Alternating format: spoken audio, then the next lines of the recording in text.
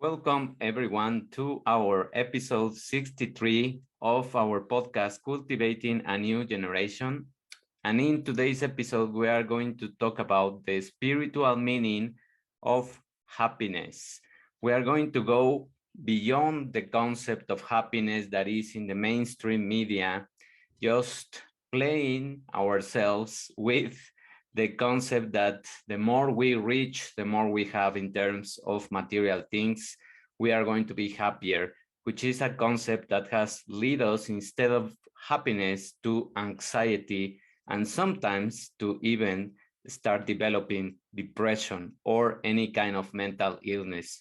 Instead of that, we are going to discover what are the scientific pillars to create happiness in the long term and lasting happiness. And it is creating, as you could listen, we are not chasing, we are not pursuing, we are not trying to find somewhere else happiness. We are generating happiness. We are machines that can generate happiness.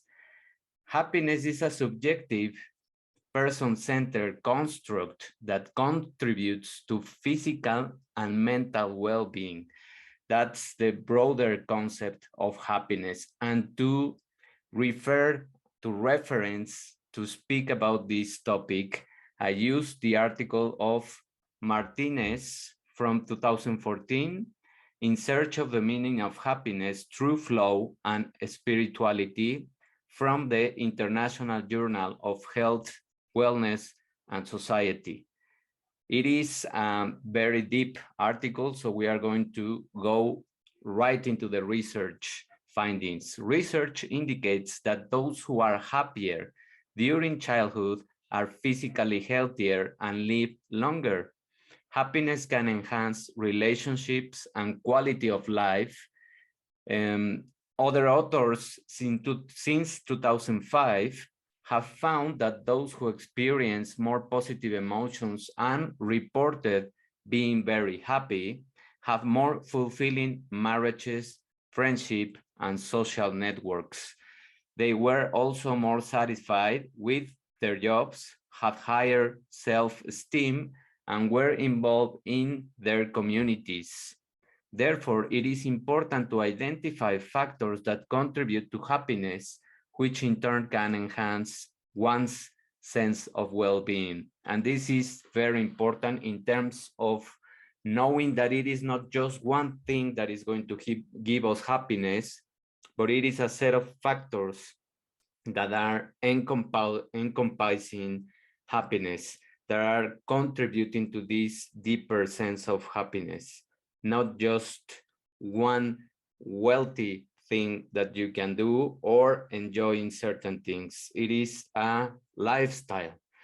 Subjective happiness is relatively stable over time, but we want long-term happiness.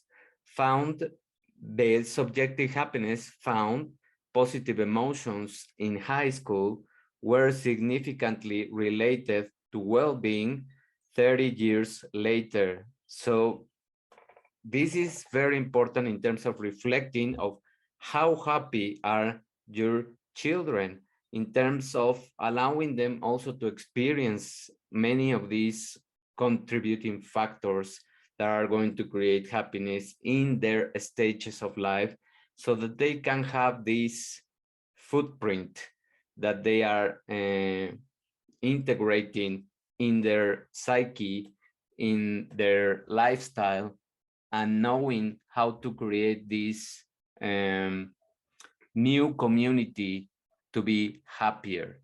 Happiness is largely determined by individual experiences and can depend on stability of one's social context. So this is what we have known, that whenever we have in our lives struggles or difficulties, we sense that we are not being happy in terms of comparing with other moments, which is something that we should try not to do. We should try just to find the meaning of the moment that we are passing through. Research suggests that people may increase their level of happiness by pursuing meaningful activities and developing a positive outlook in life, which is what I was mentioning. The more we find meaning in every experience, even if it's difficult, even if it's a struggling moment, we can have a much positive outlook and we start creating hope in ourselves. We found in this kind of research that I was going deeper that well-being stems from several elements, including positive feelings, which are comfort and excitement, pleasurable activities, engagement, which also relates with flow. And flow, the concept of flow, we are going to touch on that, is the concept of being so immersed in your task, so enjoying the task that you are doing, that you really travel to time and you stop the sense of being doing that is just mechanical. So these kind of activities that we can always find out, and we know many times which ones are the ones that give us more pleasure, we should start to cultivate them more. Relationships is another factor that is going to create these well-being terms, and achievement and meaning making. This can be in terms of religious, spiritual, or philosophical sense of the world. So in this kind of research and in this kind of science of happiness and finding out how the meaning and spirituality are going to come together, we are going to have an objective in terms of finding what is the focus of the components of happiness, which are going to be engagement, meaning making, and how all of these two factors contribute to the broader concept of being in our most productive, abundant state. So we are going to start defining what is flow. Flow is a highly enjoyable psychological state which may increase happiness and one's quality of life practice if you practice regularly. This was discovered since 1975 by scientists, a Russian scientist. I will do my best to pronounce correctly the name, but it is difficult. His name was Csikszentmihalyi. So the name of this scientist is in every concept of attention, flow, and maintaining the focus in our task. So flow occurs when a person is completely immersed and focused in an activity. Flow activities involve patterns of action which maximize immediate intrinsic rewards to the participant. So the more we are doing these kind of activities, the more we are immersed in these kind of activities, the more we expand the capacity of our brain and we start creating more pathways in terms of discovering new skills and of course in terms of knowing and pushing harder in the boundaries that we sometimes have when we are doing just comfortable things. So these kind of flow activities involve patterns of actions that are going to maximize immediate intrinsic rewards to the participant. So we are feeling that kind of reward that is triggered by dopamine. These investigators identified 9 dimensions of flow. These include the balance between perceived challenge and skills, clear goals, the merging of action and awareness, concentration on the task at hand, a complete sense of control, loss of self-consciousness, an altered sense of time, immediate feedback, and autotellic personality, where focus is an activity rather than how it affects one ego. So you detach from ego, you are more aware, you are in a state of higher consciousness. You lose track of time. You start getting into a concept of time that is not so linear. You are not aware of the surroundings and you are being challenged in your skills, not so much that you feel that these kind of activities are too hard because you get frustrated and you don't enter this state of flow, but it's a balance between your skills and the challenge of the activity. The balance between the challenge and skill has been found to enhance the quality of flow experience, which is what I was mentioning. If a person is to challenge, they may experience anxiety, which is what happens when we start following these kind of mainstream messages of having more tasks, more goals, more objectives, etc. All of those things of creating the anxiety of more is just going to lead you to anxiety. However, if a person is not challenged enough, they may become bored, which is the opposite side. If you are too challenged, you develop anxiety. If you are not challenged, you develop comfort and you start being bored with your life and not finding the meaning. Many studies indicate that there is a positive relationship between flow and happiness. In 1988, another researchers, Lefebvre, that found that the more time spent in flow throughout the day, the greater the quality of life experiences, the greater concentration, and the greater creativity and positive emotions you start developing.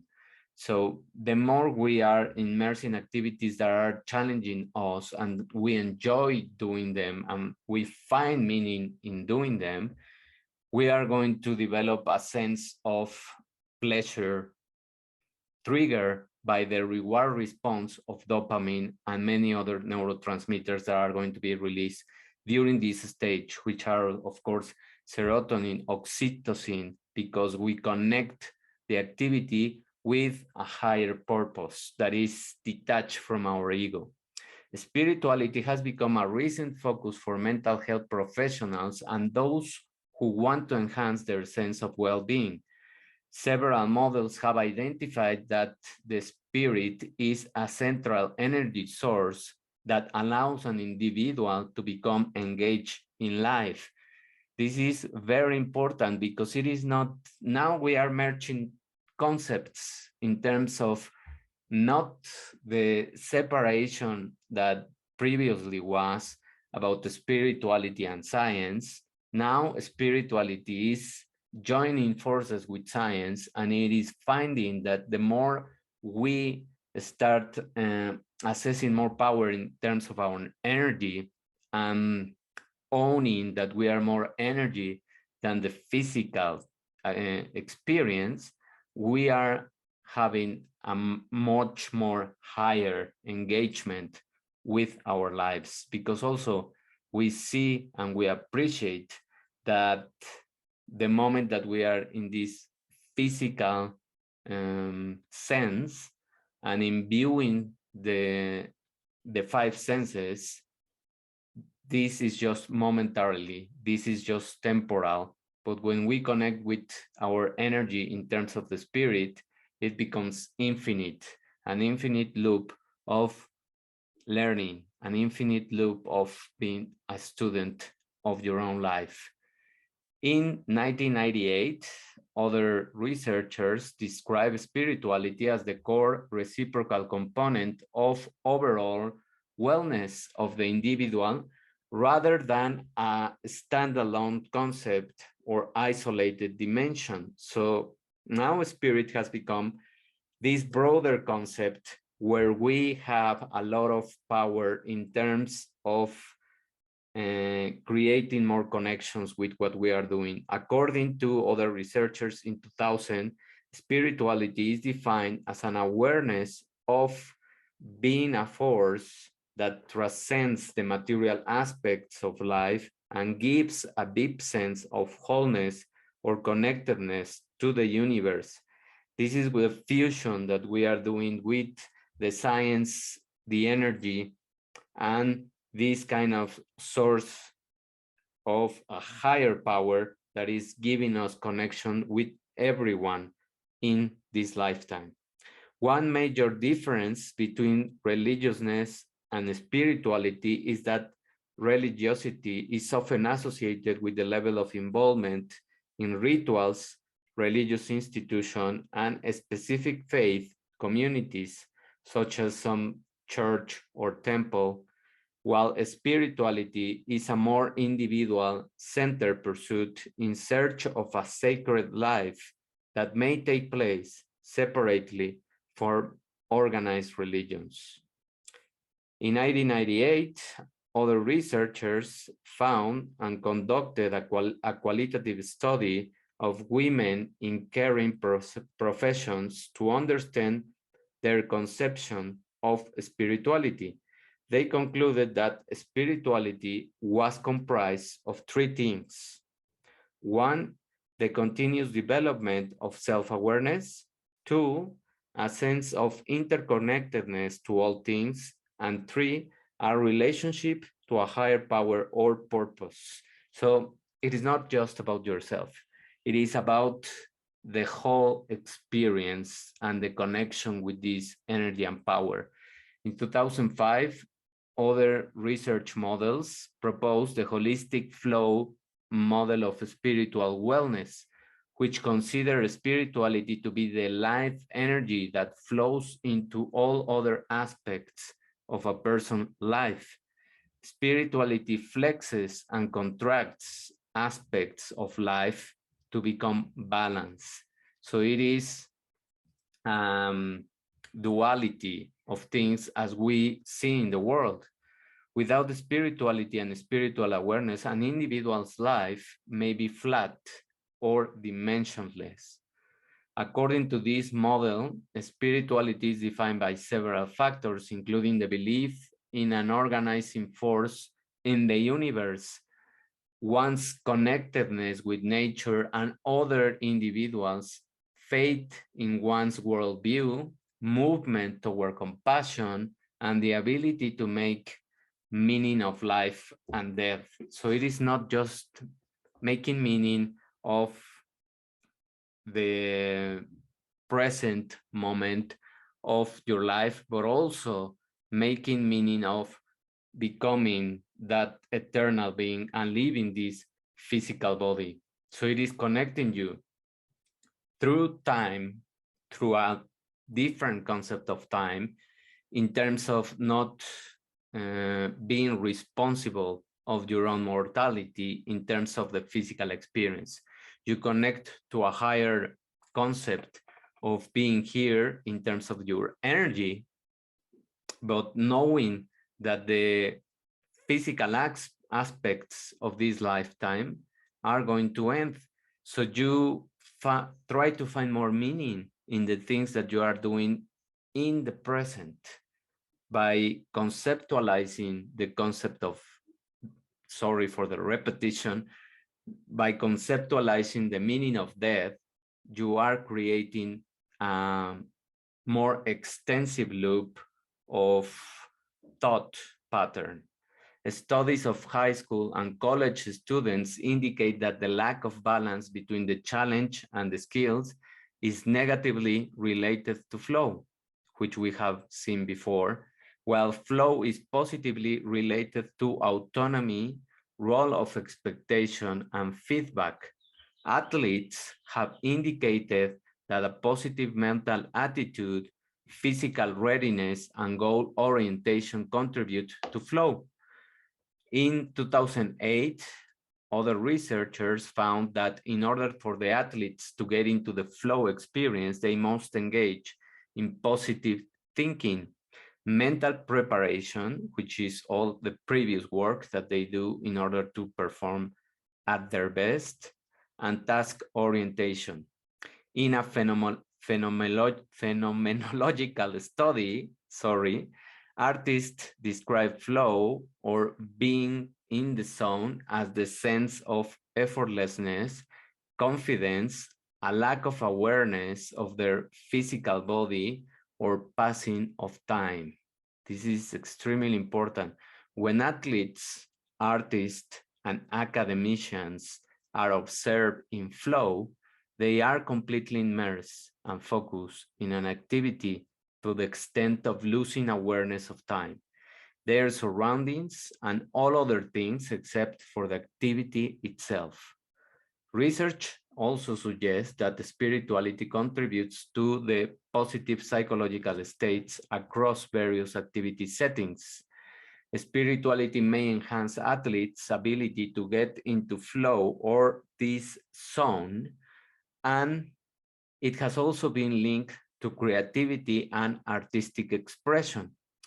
145 participants in another study, 71 female and 74 male, were recruited via convenience sampling for a small four-year public university comprised of approximately 5,000 students and from the surrounding community located on the West Coast. Ages range from 17 years old to 81 years old. So the big amount of time, amount of years of these people is extremely helpful in terms of giving us the different concepts of happiness for a younger person and for a more elderly person. This community was comprised of white and Caucasian, 16%, Latino, Chicano, or Hispanic, 10%, Asian Pacific Islander, 8%, mixed ethnic racial identity, all of those were mixed, 4% African American, and the remaining 5% were identified as Greek, Italian, Jewish, and Iranian. Overall, the findings indicated that those who were more spiritual and engaged in flow through athletic activities were happier. Oftentimes, we see athletes pray and thank God before or after their performance. Perhaps this may be linked to a heightened mind-body spiritual connection while engaged in an athletic activity. Spirituality contributed to happiness over and above flow and the activity setting, suggesting that it is a key component of overall well-being. These findings support previous research indicating that spirituality leads to greater happiness and overall well-being. Results indicated that those participating in athletic activities had greater balance between perceived challenge and skills than those participating in artistic and academic activities.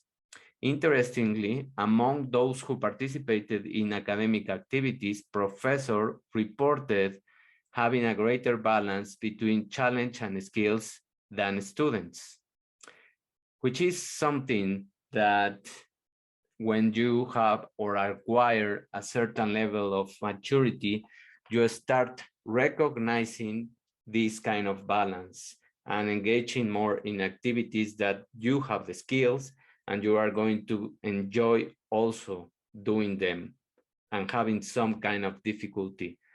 For those doing art or playing music, getting too much immediate feedback can obstruct their ability to flow, which can decrease their levels of creativity and happiness. On the other hand, in physical challenging or intellectual activities, maintaining balance between challenge and skills, having clear goals and receiving immediate feedback are important to be able to make adjustments to enhance performance.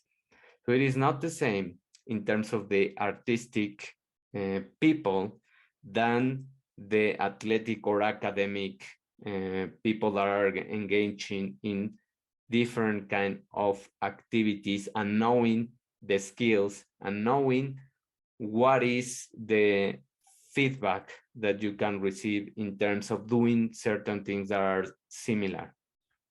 Quantitative data are congruent with preliminary focus group findings in which artists describe flow as a spontaneous, unexpected emotional outlet, while academics describe flow as a process that occurs only after being fully prepared for a particular challenge. So this is the difference between the artist and the academics, that you should have some kind of preparation in terms of performing certain tasks, and also in the athletic realm, which is completely different to the artistic side, where many times is just an spontaneous way of letting you go into the activity and sensing more with your body, with your feelings, how you are going to enter into a different stage of just pouring out the things that you have inside of you. Overall, those participating in athletic activities indicated they were happier than those participating in artistic activities, which we can understand if we relate those concepts of entering flow in the artistic side and entering flow in the athletic or academic side.